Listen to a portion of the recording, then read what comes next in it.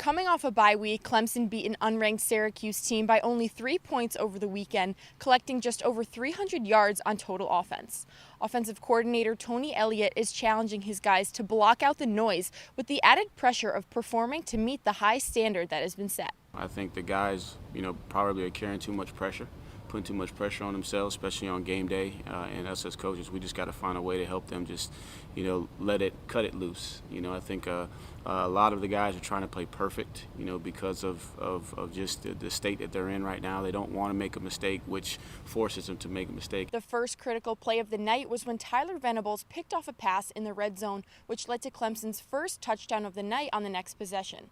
This was a huge play for the sophomore who dropped an interception in the game against Boston College. His dad, of course, runs Clemson's defense, but the father-son dynamic is non-existent once they take the field. You don't treat me different, and probably the hardest thing is to be a dad during all that process. That's not an easy thing to do. Time to celebrate interception.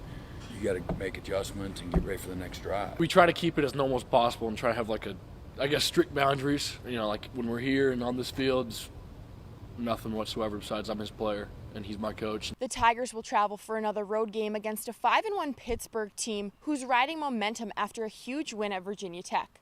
Quarterback Kenny Pickett leads the ACC in pass touchdowns and has just one interception this season, putting him in contention for the Heisman. He's just a really freed up player. He's a 6-year guy. He's very confident. He's incredibly well coached, and he's again, as I always say, there's no greater teacher than experience. And he's got all this experience to draw upon, and he's applying all the lessons that he's learned throughout his career, and you just see that. In Clemson, Julia Haskins, the Clemson Insider.